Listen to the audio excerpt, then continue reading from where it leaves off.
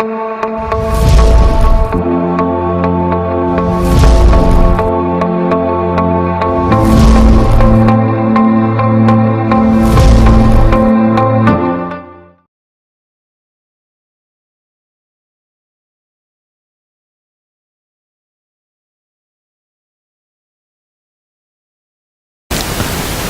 now we are discussing question number DR1123. इस question में क्या गिवन है, अपन देख सकते हैं कि एक एच शेप की 3 रॉड्स हैं जो कि आइडेंटिकल हैं। तीनों की लेंथ L है, इसकी भी लेंथ L है, इसकी भी लेंथ L है, इसकी भी लेंथ L है, इसका भी मास M है, इसका भी मास M है, इसका भी मास M है। ठीक है, और क्या दिया है कि एक हॉरिजॉन्टल प्लेन में रखा हुआ है। हॉरिजॉन्टल प्लेन में आप ऐसे समझ सकते हैं कि कुछ इस तरीके से रखा हुआ है। ये हॉरिजॉन्टल प्लेन है मेरा। ठीक है, इस तरीके से 3 H वाले रखे हुए हैं। ये जो 3 रॉड्स हैं इस तरीके से रखी हुई हैं। अपन आप देख सकते हो कि ये जो मेरी ये वाली रॉड है इसको ऐसे समझ सकते हो कि एक हॉरिजॉन्टल प्लेन में रखी हुई है। अच्छा, इसमें इनमें से जो 3 रॉड्स हैं, इनमें से जो मेरी 3 रॉड्स हैं, आप ऐसे समझो कि ये मेरी ये रॉड है जिसके अबाउट एक्सिस ऑफ रोटेशन पास कर रही है। यानी मैं ये AB रॉड की बात कर रहा हूँ। ये मेरी AB रॉड है, तो इसके अबाउट ये ऐसे रोटेट कर सकता है। तो पहले ये हॉरिजॉन्टल है, फिर ये वर्टिकल हो जाएगा, है ना। यानी ये अभी इस तरह एक्सिस पास कर रही है, और फिर जब इसका ये हॉरिजॉन्टल प्लेन में है और ये थोड़े दिन बाद अंदर वर्टिकल हो जाएगी, तो अपन को क्या फाइंड करना है कि उस टाइम पे इसकी एंगुलर वेलोसिटी क्या होगी। ठीक है, इसमें जाहिर सी बात है कि कुछ एनर्जी जो हमारी पहले हॉरिजॉन्टल थी तो उस टाइम पे पोटेंशियल एनर्जी की तरह स्टोर थी, ग्रेविटेशनल पोटेंशियल एनर्जी की तरह, और फिर वो उसको काइनेटिक एनर्जी में कन्वर्ट हो जाएगी। ठीक है, तो मैं बोलूंगा कि ये AB रॉड के अबाउट रोटेट कर रहा है, तो जाहिर सी बात है कि मेरे को एनर्जी कंजर्वेशन लगाना पड़ेगा। अच्छा, तो मैं बोल सकता हूँ कि इसमें चेंज इन पोटेंशियल एनर्जी आपको क्या दिख रहा होगा। पहले ये देखो, आप ध्यान से देखो, तो पहले ये मान लो कि ये मेरी रेफरेंस लाइन है। ठीक है, तो पहले ये ऐसे इस तरीके से कुछ पड़ा हुआ है, यहाँ से ये रेफरेंस लाइन है मेरी। फिर ये रॉड ऐसे जा रही है और नीचे जा रही है, वर्टिकल हो रही है। तो पहले इसकी पोटेंशियल एनर्जी कुछ थी, फिर नीचे नीचे नीचे नीचे जा रही है। अपन चाहे तो इसको रेफरेंस लाइन माने या इसको रेफरेंस लाइन माने, क्वेश्चन के सॉल्यूशन पे कोई फर्क नहीं पड़ेगा।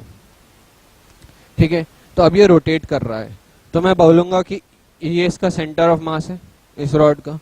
इसका सेंटर ऑफ मास एग्जैक्टली इसके बीच पॉइंट पर आएगा।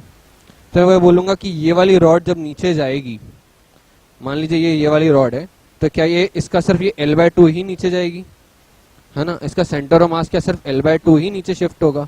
बिल्कुल। मगर ये वाली जो रॉड है ना, ये बिल्कुल ये यहाँ पे ऐसे लगी हुई है, तो ये पूरी L लेंथ इस नीचे जाएगी। तो अपन क्या समझ सकते हैं कि इसकी पोटेंशियल एनर्जी तो L/2 से चेंज होगी, बट इसकी पोटेंशियल एनर्जी L से चेंज होगी।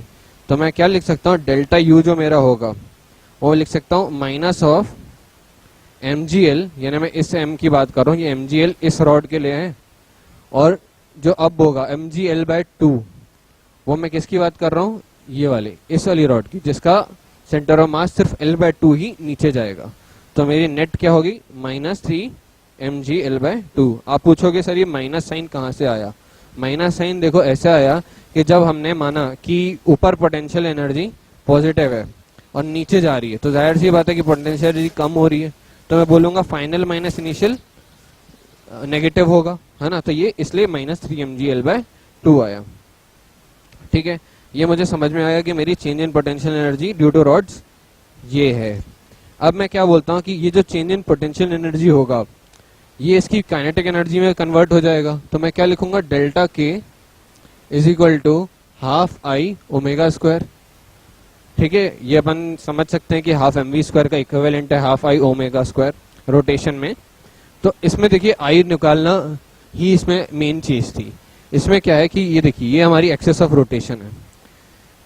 इसके लिए अगर मैं बोलूं कि इसका मोमेंट ऑफ इनर्शिया इस रॉड का क्या होगा, है ना, मैं नाम दे देता हूं, ये C है, ये D है, ये E है, ये F है।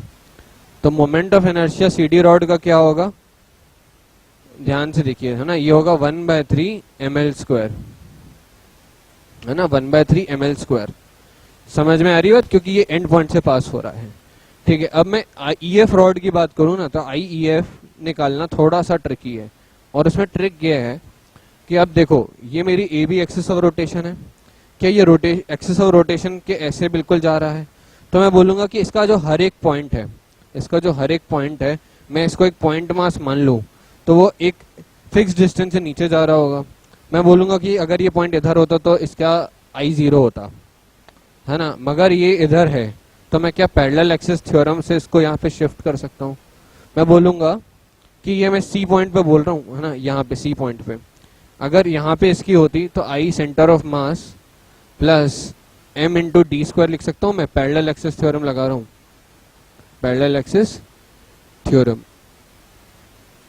ठीक है। इस तरीके से अब मेरे को पता है कि यहाँ पे सेंटर ऑफ मास पे तो आई 0 होता है, ठीक है, और ये मेरा डिस्टेंस जो है वो l के बराबर है, यानी इसका हर एक पॉइंट l डिस्टेंस से जा रहा है और इस तरीके से जा रहा है कि वो एक मतलब आप समझ सकते हैं कि पॉइंट मासेस का कंटिन्यूअस समूह टाइप का है और वो एक साथ नीचे जा रहे हैं। तो वो सब का मैं सम कर दूं तो वो सिंपल से बस ml स्क्वायर आ जाता है ना, ml स्क्वायर। तो मैं बोल सकता हूँ कि इसका moment of inertia ml square है, इसका moment of inertia 1/3 ml square है। नेट जो मोमेंट ऑफ इनर्शिया में लिखूंगा वो I of C D plus I of E F होगा, है ना। अपन को पता है मोमेंट ऑफ इनर्शिया एक स्केलर क्वांटिटी है तो इसमें कोई वेक्टर वाली बात तो नहीं आएगी, है ना। तो 4/3 ml स्क्वायर है, ठीक है।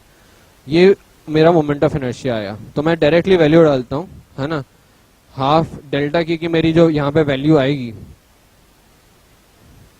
है ना, वो कुछ ये आएगी half into 4/3 ml square omega square, ठीक है। इसकी वैल्यू अगर मैं चाहूँ तो ये डेल्टा के और डेल्टा यू को इक्वल बोल सकता हूँ, क्योंकि एनर्जी कंजर्वेशन से मैं बोल सकता हूँ बाय एनर्जी कंजर्वेशन न सिस्टम को एनर्जी दी गई न सिस्टम से एनर्जी ली गई, ठीक है। तो जितनी पोटेंशियल एनर्जी थी वो सबकी सब काइनेटिक एनर्जी में कन्वर्ट हो गई। तो मैं बोलूंगा डेल्टा यू प्लस डेल्टा के इक्वल टू 0, ठीक है। अपन को ये बात समझ में आ गई, डेल्टा यू प्लस डेल्टा के 0 है। मैं बोलूंगा -3 mgl/2 जो मेरी पोटेंशियल एनर्जी थी, है ना,